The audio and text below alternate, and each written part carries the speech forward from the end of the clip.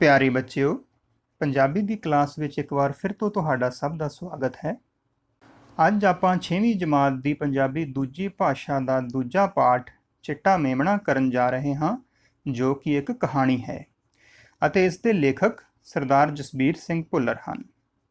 ਸੋ ਆਓ ਬੱਚਿਓ, ਆਪਾਂ ਨਾਲ-ਨਾਲ ਕਹਾਣੀ ਪੜ੍ਹਾਂਗੇ ਵੀ ਅਤੇ ਨਾਲ-ਨਾਲ ਇਸ ਨੂੰ ਸਮਝਾਂਗੇ ਵੀ। ਚਿੱਟਾ ਮੇਮਣਾ। ਚਿੱਟਾ ਭਾਵ ਕਿ ਸਫੇਦ ਜਾਂ ਵਾਈਟ, ਅਤੇ ਮੇਮਣਾ ਬੱਕਰੀ ਦੇ ਬੱਚੇ ਨੂੰ ਕਿਹਾ ਜਾਂਦਾ ਹੈ। ਕਹਾਣੀਕਾਰ ਲਿਖਦੇ ਹਨ ਕਿ ਚਿੱਟਾ ਮੇਮਣਾ ਬੜਾ ਮਨਮੌਜੀ ਸੀ। ਮਨਮੌਜੀ ਕੀ ਹੁੰਦਾ ਹੈ? ਆਪਣੇ ਮਨ ਅਨੁਸਾਰ ਕੰਮ ਕਰਨ ਵਾਲਾ। ਉਹ ਸਾਰਾ ਦਿਨ ਤਿਤਲੀਆਂ ਅਤੇ ਫੁੱਲਾਂ ਨਾਲ ਖੇਡਦਾ ਰਹਿੰਦਾ। ਉਹ ਦੂਰ ਪਹਾੜਾਂ ਵੱਲ ਵੀ ਵੇਖਦਾ। ਉੱਥੇ ਸੰਘਣਾ ਜੰਗਲ ਸੀ। ਉੱਥੇ ਪਹਾੜਾਂ ਉੱਤੇ ਬਰਫ਼ ਵੀ ਸੀ। ਚਿੱਟੇ ਮੇਮਣੇ ਦੀ ਮਾਂ ਅੱਖਾਂ ਮੀਚੀ ਆਰਾਮ ਕਰ ਰਹੀ ਸੀ ਕਿ ਚਿੱਟੇ ਮੇਮਣੇ ਨੇ ਬਰਫੀਲੇ ਪਹਾੜਾਂ ਦੀ ਟੀਸੀ ਵੱਲ ਵੇਖਿਆ। ਉਹ ਉਸ ਪਹਾੜ ਦੀ ਟੀਸੀ ਉੱਤੇ ਚੜ੍ਹਨਾ ਚਾਹੁੰਦਾ ਸੀ। ਟੀਸੀ ਕੀ ਹੁੰਦੀ ਹੈ ਬੱਚਿਓ? ਜਿਹਨੂੰ ਆਪਾਂ ਕਹਿ ਦਿੰਦੇ ਹਾਂ ਪਹਾੜ ਕੀ ਚੋਟੀ ਜਾਂ ਪੀਕ ਆਫ ਅ ਮਾਊਂਟੇਨ। ਇੱਕ ਦਿਨ ਚਿੱਟੇ ਮੇਮਣੇ ਨੇ ਬੱਕਰੀ ਮਾਂ ਨੂੰ ਇੱਛਾ ਦੱਸੀ ਕਿ ਉਹ ਪਹਾੜ ਦੀ ਟੀਸੀ ਉੱਤੇ ਚੜ੍ਹ ਕੇ ਵੇਖਣਾ ਚਾਹੁੰਦਾ ਹੈ। ਬੱਕਰੀ ਮਾਂ ਨੇ ਚਿੱਟੇ ਮੇਮਣੇ ਨੂੰ ਝਿੜਕਿਆ। ਉੱਥੇ ਪਹਾੜ ਦੀ ਟੀਸੀ ਉੱਤੇ ਕੋਈ ਨਹੀਂ ਸੀ ਜਾਂਦਾ। ਰਾਹ ਵਿੱਚ ਬਹੁਤ ਖਤਰੇ ਸਨ। ਚਿੱਟੇ ਮੇਮਣੇ ਵਿੱਚ ਬਹੁਤ ਜੋਸ਼ ਸੀ। ਸੋ ਇਸ ਪੈਰਾਗ੍ਰਾਫ ਵਿੱਚ ਬੱਚਿਓ ਮੁੱਖ ਗੱਲਾਂ ਕਿਹੜੀਆਂ ਦੱਸੀਆਂ ਹਨ ਕਹਾਣੀਕਾਰ ਨੇ? ਕਿ ਇੱਕ ਤਾਂ ਚਿੱਟਾ ਮੇਮਣਾ ਛੋਟਾ ਜਿਹਾ ਜੋ ਬੜਾ ਆਪਣੇ ਮਨ ਅਨੁਸਾਰ ਕੰਮ ਕਰਦਾ ਸੀ, ਮਨਮੌਜੀ ਸੀ, ਤੇ ਉਹਦੀ ਇੱਕ ਇੱਛਾ ਸੀ ਕਿ ਉਹ ਦੂਰ ਜੋ ਪਹਾੜ ਚਿੱਟੇ ਰੰਗ ਦਾ ਬਰਫੀਲਾ ਪਹਾੜ ਦਿਖਾਈ ਦਿੰਦਾ ਉਹਦੇ ਉੱਪਰ ਜਾ ਚੜ੍ਹੇ, ਇੱਕ ਵਾਰੀ ਉੱਥੇ ਜਾ ਕੇ ਜ਼ਰੂਰ ਦੇਖੇ। ਉਸਨੇ ਆਪਣੀ ਇੱਛਾ ਆਪਣੀ ਮਦਰ ਨੂੰ, ਆਪਣੀ ਮਾਂ ਬੱਕਰੀ ਨੂੰ ਦੱਸੀ, ਪਰ ਉਸਨੇ ਉਸਨੂੰ ਝਿੜਕ ਦਿੱਤਾ ਕਿਉਂਕਿ ਪਹਾੜ ਜਿੰਨੇ ਨਜ਼ਦੀਕ ਦਿਖਾਈ ਦਿੰਦੇ ਸਨ ਉਨੇ ਸੀ ਨਹੀਂ। ਉਹਨਾਂ ਦੇ ਵਿੱਚ ਬਹੁਤ ਸੰਘਣਾ ਘਣਾ ਜੰਗਲ ਪੈਂਦਾ ਸੀ ਅਤੇ ਉਹਦੇ ਵਿੱਚ ਬਹੁਤ ਸਾਰੇ ਖਤਰੇ ਸਨ। ਪਰ ਫਿਰ ਵੀ ਮੇਮਣੇ ਦੇ ਵਿੱਚ ਬਹੁਤ ਉਤਸ਼ਾਹ ਸੀ ਉਸ ਪਹਾੜ ਨੂੰ ਲੈ ਕੇ, ਉੱਥੇ ਪਹੁੰਚਣ ਨੂੰ ਲੈ ਕੇ, ਅਤੇ ਬਹੁਤ ਜੋਸ਼ ਸੀ। ਇੱਕ ਦਿਨ ਭੇਡਾਂ ਅਤੇ ਬੱਕਰੀਆਂ ਘਾਹ ਚਰ ਰਹੀਆਂ ਸਨ। ਉਹ ਆਪਣੇ ਧਿਆਨ ਵਿੱਚ ਘਾਹ ਚਰਦੀਆਂ ਇੱਧਰ ਉੱਧਰ ਖਿੱਲਰ ਗਈਆਂ। ਚਿੱਟਾ ਮੇਮਣਾ ਵੀ ਪਹਾੜਾਂ ਵੱਲ ਨੂੰ ਤੁਰ ਪਿਆ। ਉਹ ਵੇਖਣਾ ਚਾਹੁੰਦਾ ਸੀ ਕਿ ਸਿਖਰ ਉੱਤੇ ਖਲੋ ਕੇ ਕਿਸ ਤਰ੍ਹਾਂ ਮਹਿਸੂਸ ਹੁੰਦਾ ਹੈ। ਚਿੱਟਾ ਮੇਮਣਾ ਤੁਰਿਆ ਗਿਆ। ਰਾਹ ਵਿੱਚ ਇੱਕ ਪਹਾੜੀ ਨਦੀ ਆਈ। ਚਿੱਟੇ ਮੇਮਣੇ ਨੇ ਪੱਥਰਾਂ ਉੱਤੇ ਟਪੂਸੀਆਂ ਮਾਰਦਿਆਂ ਨਦੀ ਪਾਰ ਕਰ ਲਈ।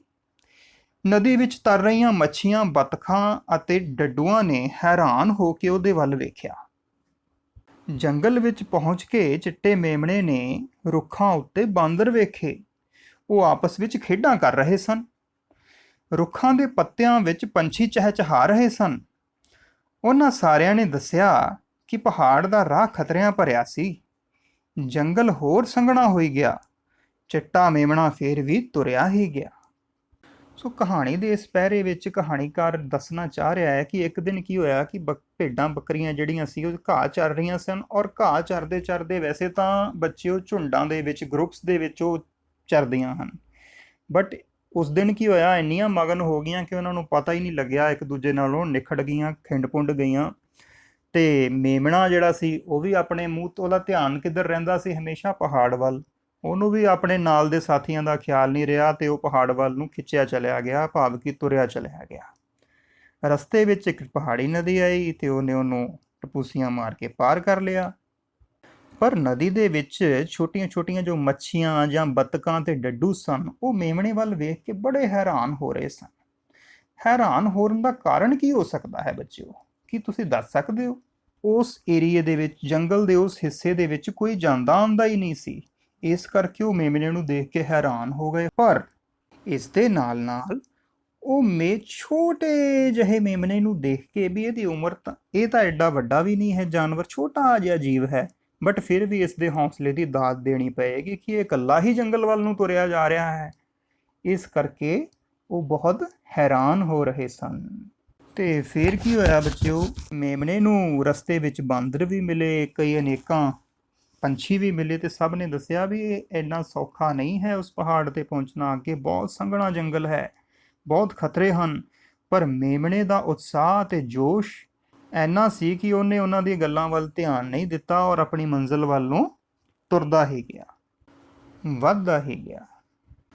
ਫੇਰ ਕੀ ਹੁੰਦਾ ਬੱਚਿਓ ਕਿ ਜੰਗਲ ਵਿੱਚ ਰਾਤ ਹੋ ਗਈ, ਠੰਡ ਵੀ ਵੱਧ ਗਈ। ਚਿੱਟੇ ਮੇਮਣੇ ਨੇ ਰਿੱਛ ਦੀ ਘੁਰ-ਘੁਰ ਸੁਣੀ। ਘੁਰ-ਘੁਰ ਤੋਂ ਕੀ ਭਾਵ ਹੈ? ਗੁਰਰਾਹਟ। ਉਹਨੂੰ ਡਰ ਲੱਗਾ। ਉਹ ਇੱਕ ਝਾੜੀ ਓਹਲੇ ਲੁਕ ਗਿਆ। ਓਹਲੇ ਦਾ ਮਤਲਬ ਕੀ ਹੁੰਦਾ ਬੱਚਿਓ? ਕਿਸੇ ਚੀਜ਼ ਕੀ ਆੜ ਲੈ ਲੈਣਾ, ਕਿਸੇ ਦੇ ਚੀਜ਼ ਦੇ ਪਿੱਛੇ ਲੁਕ ਜਾਣਾ। ਅਗਲੀ ਸਵੇਰ ਚਿੱਟਾ ਮੇਮਣਾ ਉੱਥੋਂ ਤੁਰ ਪਿਆ। ਬੱਦਲਾਂ ਨੂੰ ਪਿੱਛੇ ਛੱਡਦਾ ਉਹ ਤਿੱਖੀਆਂ ਚੜ੍ਹਾਈਆਂ ਚੜ੍ਹਦਾ ਗਿਆ। ਉੱਡਦੇ ਪੰਛੀਆਂ ਨੇ ਉਹਨੂੰ ਹੌਸਲਾ ਦਿੱਤਾ। ਉੱਪਰਲੇ ਪਹਾੜਾਂ ਉੱਤੇ ਬਰਫ਼ ਹੀ ਬਰਫ਼ ਸੀ। ਚਿੱਟਾ ਮੇਮਣਾ ਠੰਡ ਨਾਲ ਕੰਬਣ ਲੱਗ ਪਿਆ।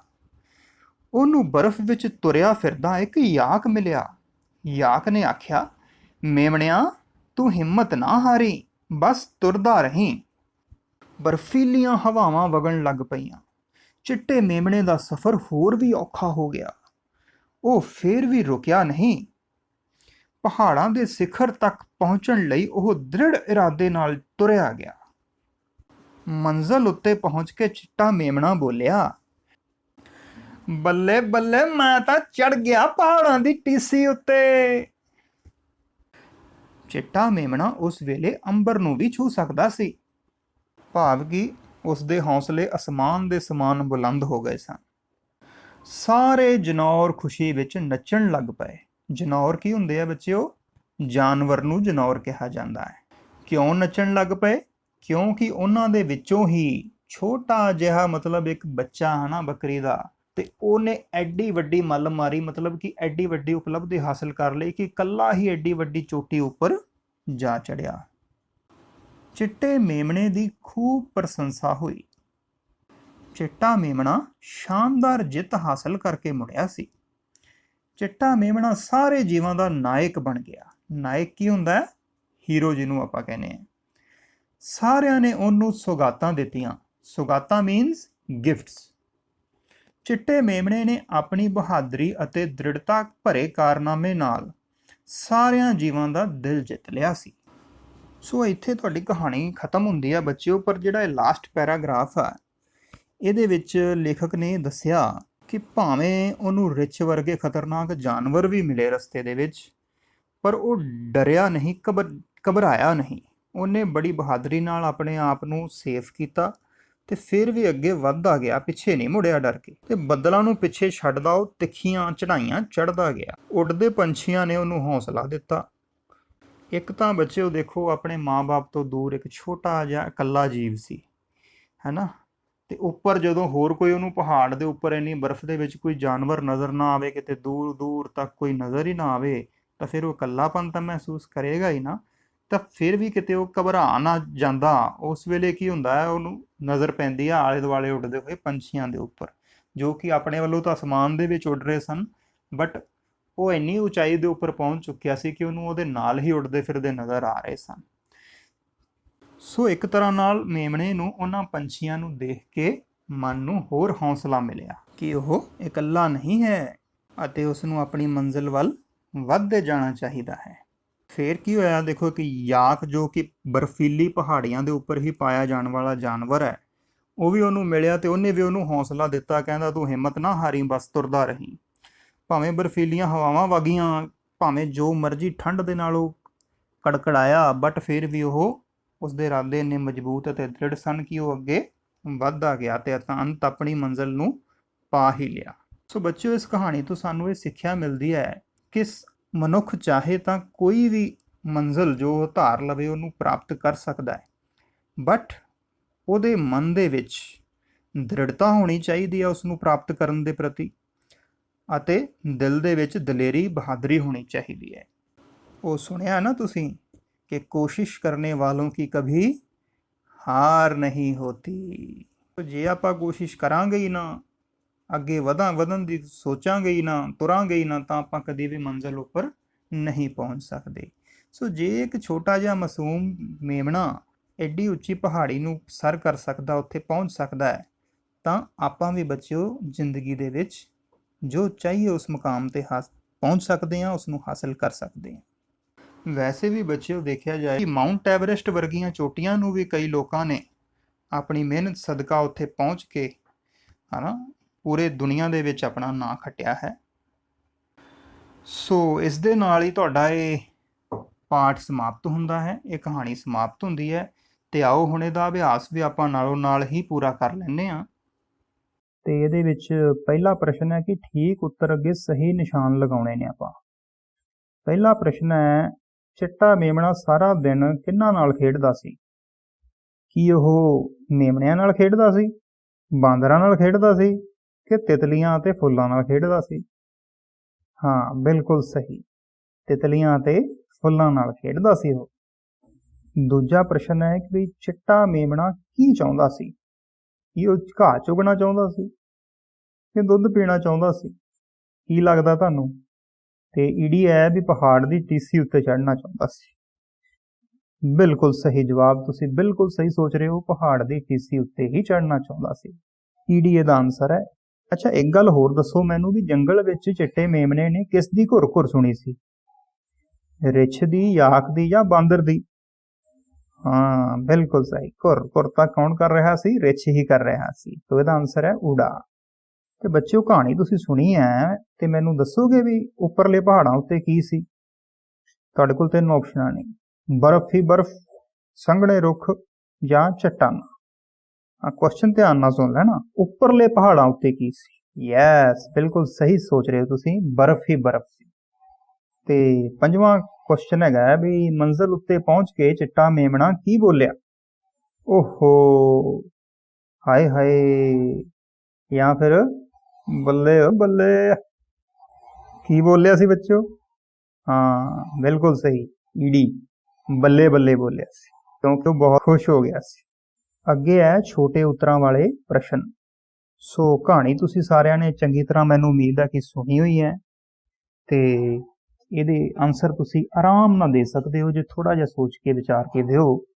ਤੇ ਦੇਖੋ, ਪਹਿਲਾ ਪ੍ਰਸ਼ਨ ਹੈ, ਚਿੱਟੇ ਮੇਮਣੇ ਨੇ ਕਿਸ ਨੂੰ ਆਪਣੀ ਇੱਛਾ ਦੱਸੀ? ਕਿਹਨੂੰ ਦੱਸੀ ਸੀ ਉਹਨੇ ਆਪਣੀ ਇੱਛਾ?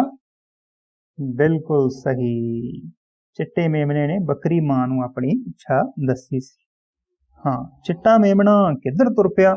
ਚਿੱਟਾ ਮੇਮਣਾ ਪਹਾੜਾਂ ਵੱਲ ਤੁਰ ਪਿਆ।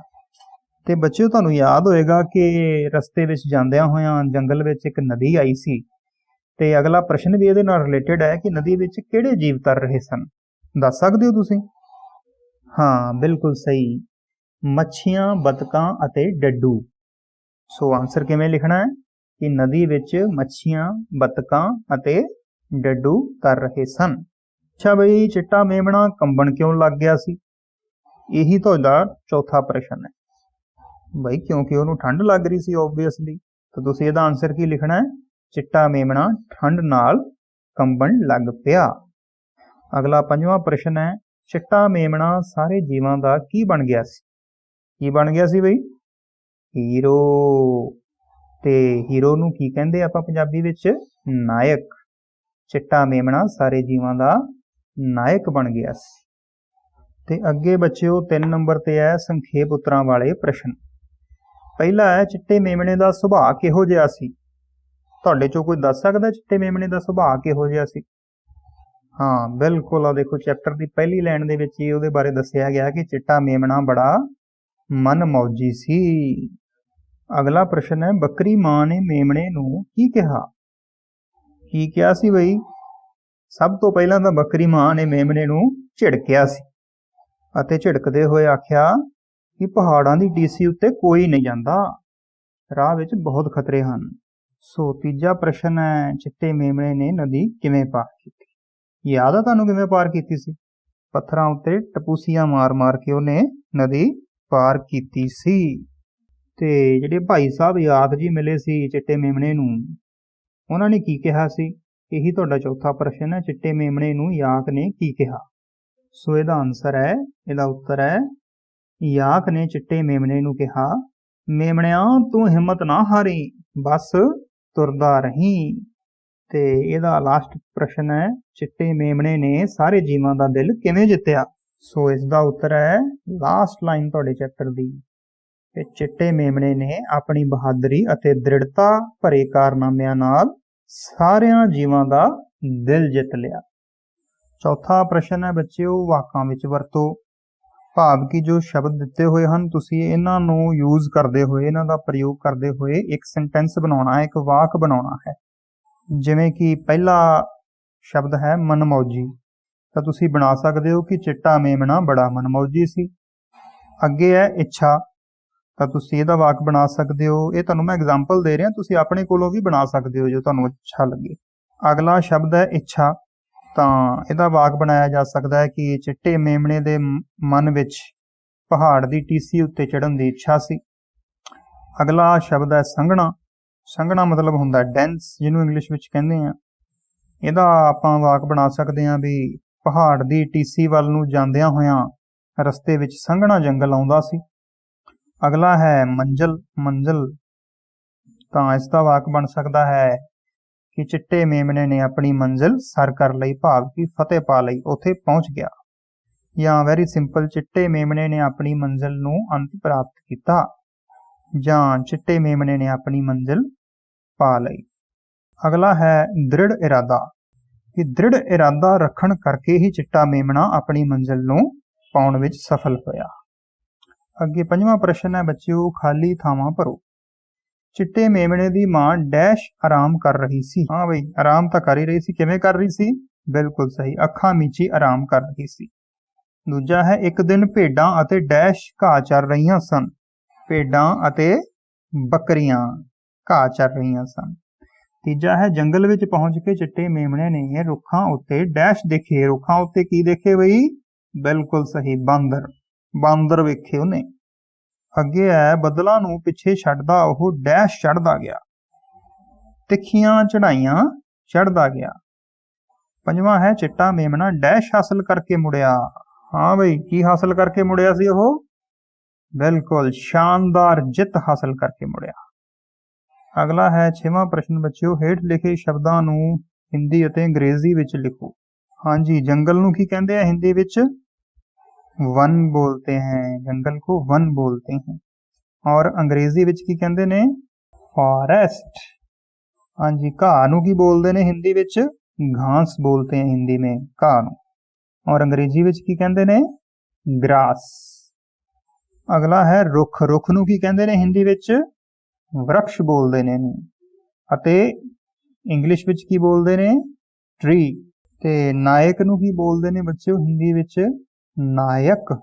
नायक भी बोल दिंदे ने अते इंग्लिश दे विच हीरो। अगे चिट्टा, चिट्टे नूं हिंदी दे विच की बोलते ने? सफेद। अते इंग्लिश दे विच की बोलते ने अंग्रेजी वाइट। अगे है बच्चों कि हेठ लिखे शब्दां नूं शुद्ध करके लिखना है। भाव कि इन्हां दे स्पैलिंग जो दिते हुए ने ये गलत दिते हुए ने, इन्हां नूं आपां ठीक करके लिखना है। ते इहनूं तुसीं नाल-नाल स्क्रीन ते देख के ते नोट करदे जाना। पहला है आराम, आराम इदां लिखा जाएगा देखो। दूजा है ठंड। तीजा है मंजिल। चौथा लिखा है प्रशंसा। ते पंजवां है दृढ़ता। इन्हां नूं तुसीं मैनूं उम्मीद है नोट कर लिया ते बिल्कुल ध्यान नाल नोट करना है, गलती नहीं करनी किसी लगा मात्रा दी। ते इसे दे नाल तुहाडा हुण अभ्यास भी खत्म हुंदा है ते तुसीं इहनूं अपणीआं कॉपीज़ दे विच सारे अभ्यास नूं बिल्कुल सही प्रश्न उत्तर के रूप में जिमें जिमें भी दिता है इनू नोट कर लेना ताकि बाद में तुहानूं याद करना आसान रहे। तुहाडा सारिआं दा दिन शुभ रहे। धन्यवाद।